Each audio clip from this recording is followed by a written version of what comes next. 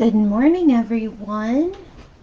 It is December 12th. I'm not sure how that happened, but it is mid-December, and I am here today to take you on a tangle exploration of the Zentangle pattern IX. So I'm going to give it a minute or two while I get myself set up here. Today I have my 05, I have an 01, my mechanical pencil, and a tortillon, and of course a stack of tiles to dive in and start playing. Good morning, Linda.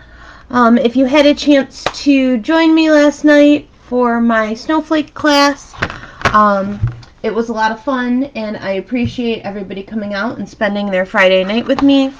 I do plan on creating a series of inexpensive classes that will be a larger format like that going forward into the new year, as well as my regular small classes that I normally do. So I hope to see lots more of all of you in the new year. All right, so let's see here. I have a couple variations here of the pattern IX, which is an official Zentangle pattern and one that tends to get kind of set by the wayside more often than not. I don't see it get used a lot, and so that was why I wanted to play with it today. This tends to be the way that you see it done the most often, and I will start with by demonstrating it like this as well.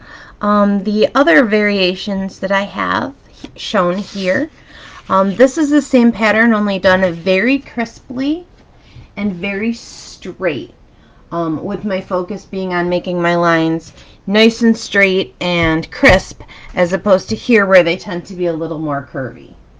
Okay, so and I'm not going to necessarily demonstrate it this way because I think that's easy enough to figure out, but I wanted you to see how, changing that up and playing with those focuses a little bit, just by straightening out your lines, you can end up with a very different look.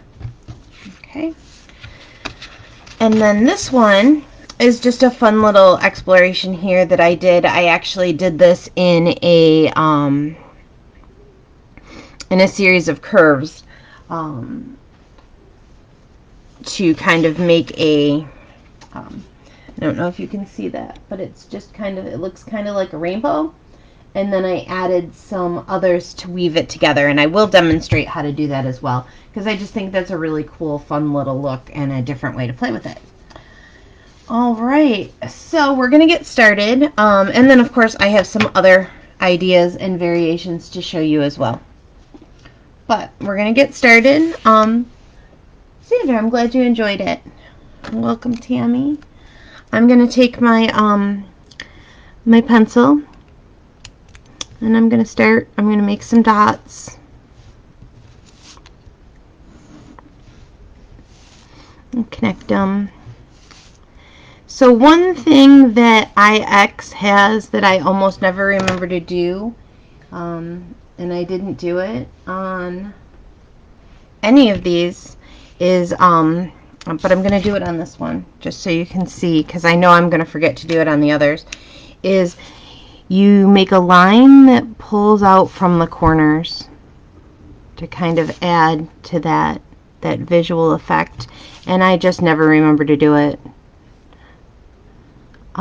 I don't necessarily think it needs it, but I do want to show it with that line because this is an official tangle pattern, and I always like to show them in their original form as well.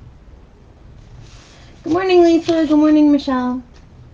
All right, so with that being said, I am going to start here. I am going to make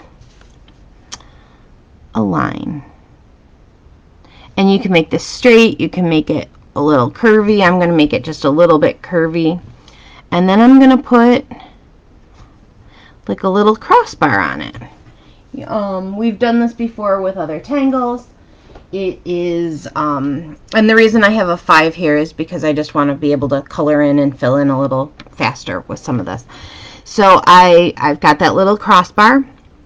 I'm going to bring down my edges to a little point, much like we did when we did Rixty. And then I'm going to color this in.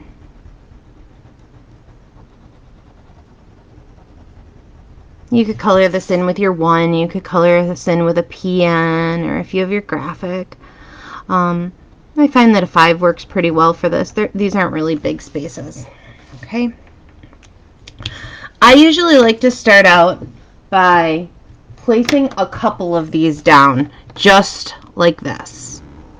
So I start out with that initial little line, the crossbar, and then bringing it in.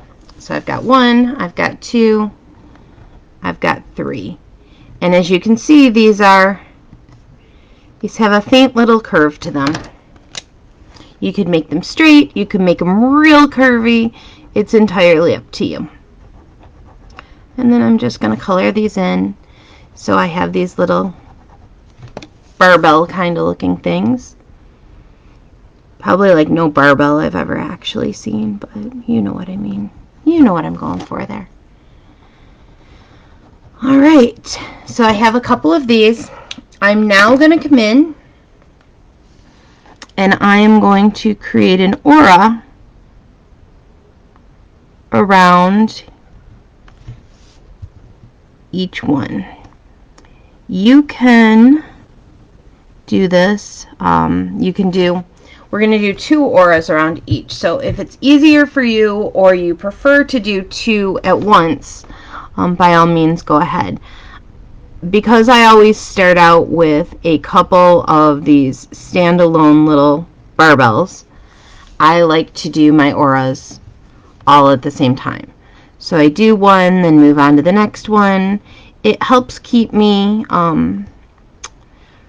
centered, and it lets me remember where I am without getting too lost. Good morning, Pam. Okay, so there we go. We've got those 3. I'm going to come in.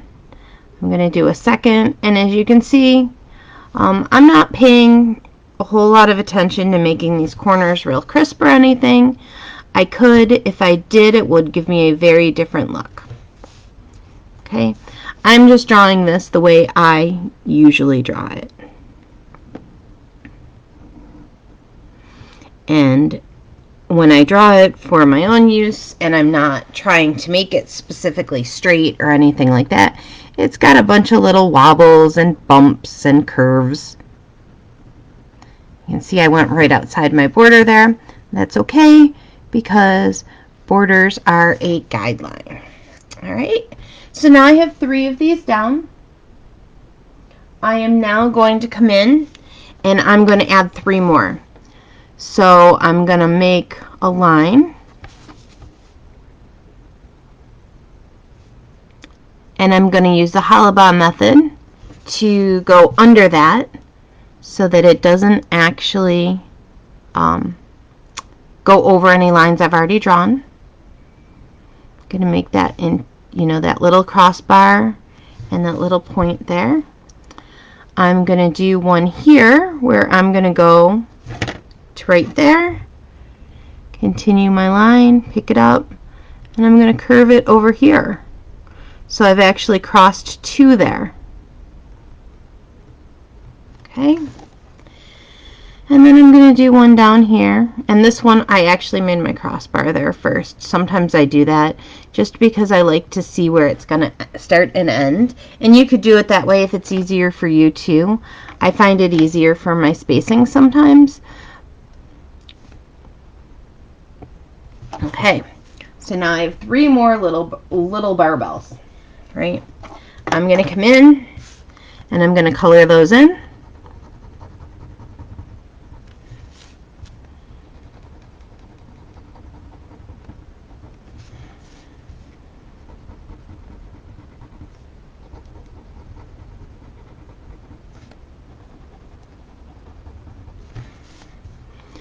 like the coloring part. It's soothing, and there's something really satisfying about watching white paper go to jet black ink. Okay, now I'm going to come back, and for those that just joined, I'm switching between my 05 to color in and just my regular 01. So now I'm going to come in here and I am going to aura each of these, making sure not to draw over any line that's already there.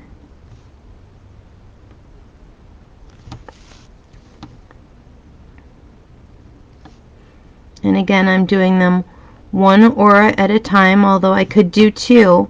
And as they start to weave into each other, that may make a difference. So here, you know, I could fit in a second one right there, but then I don't have this one. So I like, the reason that I do it one at a time is because as these start to weave together, I like them to weave together a little bit more. So you can kind of see what I mean there, where that starts to overlap.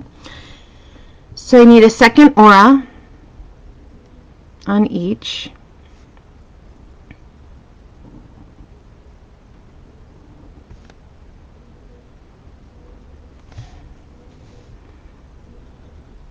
Whoops. See, I went back to that one. So it's important to pay attention to which ones you're doing. I don't want to continue going outside my border, so I stopped myself there. And that little line that I made in error won't matter because I'm going to come back and I'm going to draw that line anyway. I just didn't want to mix up what I was doing here. Okay, so I've got this one, this one, this one, this one. So I just have this little underneath one right here to finish with a second aura.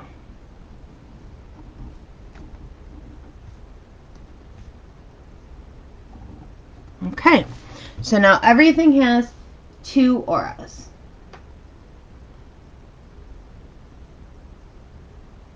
Tammy, they don't have to have the same number of auras. I tend to draw them that way. And you'll see why in a minute. It's all about like a shadowy kind of aura is what we're going to create here. You can mix it up if you want to. I tend to not because I get lost too easily if I do it that way. But that's a great way to add a variation is by, you know, changing up the number of auras or how many auras you do on each. It will give you a completely different look. So now I'm going to go back to the first ones that I put down. So that would be this one, and this one. And you can tell they are the first ones that you did because their initial stroke is unbroken. Okay, so here I started to do this aura. I'm doing another aura now.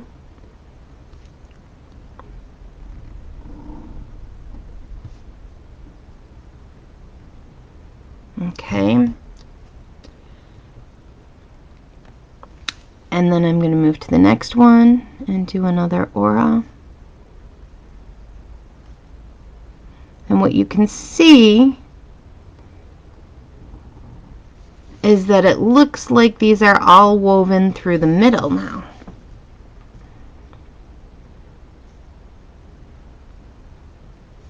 And that'll become much clearer once we add a little bit of shading. As you can see, this pattern, we didn't add a ton of lines to start, and yet you know, and yet this is filling up this piece, this tile really quickly, which is one of the things I love about this pattern.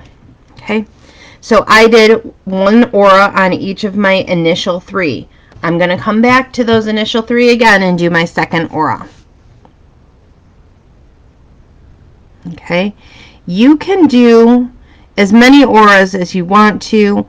We're going to do 2 and 2 today. Okay, so that one's done. Okay, now I'm going to come on to the next one and do one more.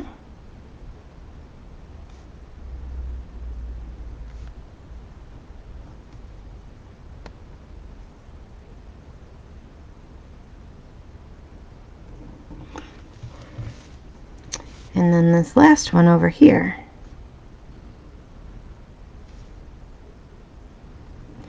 And you can see how I don't have, you know, room to get in, like in here. I can't make a second aura of that. I just kind of have to work with what's there. So now I'm going to come in and I'm going to add auras to these other 3.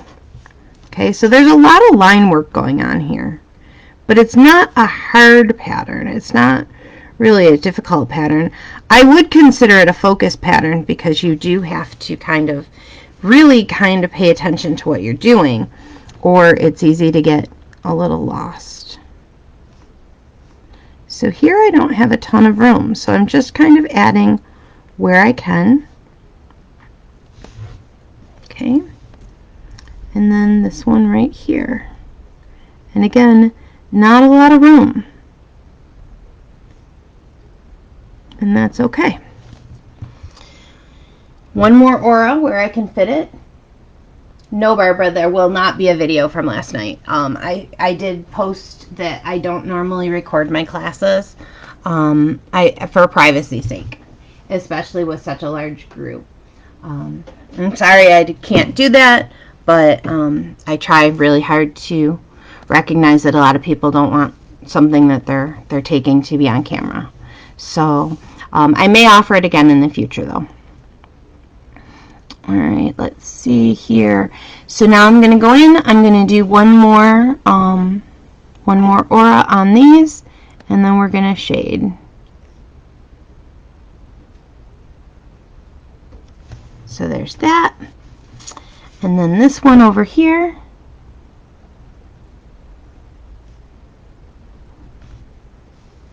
And there's nothing I can do down here. It's all kind of smushed together, and that's okay. So we've got one more here. So I've got my 2, that one, so then just this one right down here. And again, there's not going to be a lot of room that I can do, but right here I can kind of squeeze one in. Okay, so now I'm going to shade anywhere where stuff overlaps. So I'm going to come in with my pencil, and I'm going to add a little bit of graphite here and a little bit of graphite there. Come down here, they overlap there, as well as here. So I'm going to start with just that little bit where they kind of intersect. So where that first batch kind of intersected with that second batch, right? And then I'm going to soften my graphite with my tortillon. And you can see how they look like they're woven through, right? So those are my first little overlaps. And then I can come in and anywhere else I see where stuff is crisscrossing. And I like to work on this in little sections. So this crisscrossed in 2 different ways. So I shaded it one way, and then I came in and added a little more shading there as well. Over here, you know, this is overlapping onto this little piece. So I just added a little bit more, and I kind of soften it.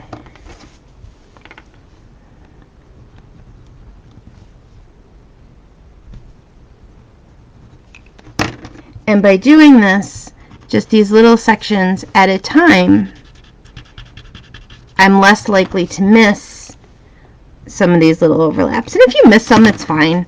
I just find that it's the most effective when there's lots of little shading anywhere they kind of crisscross or are layered.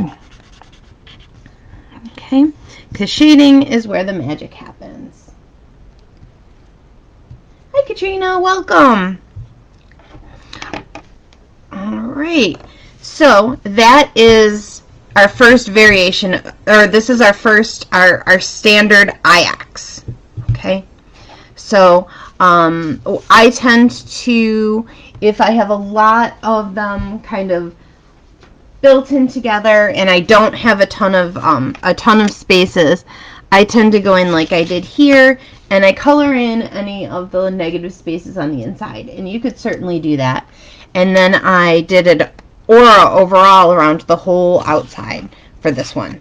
I'm not going to do that with this. I don't think it needs it. And you could certainly add in other barbells or other sticks at any time if you wanted to. Like if you wanted to fill up this whole tile, you could have added another, come in even now and added another barbell right in here or something like that, just to kind of fill it out. It's a fairly forgiving, very easy pattern to build on.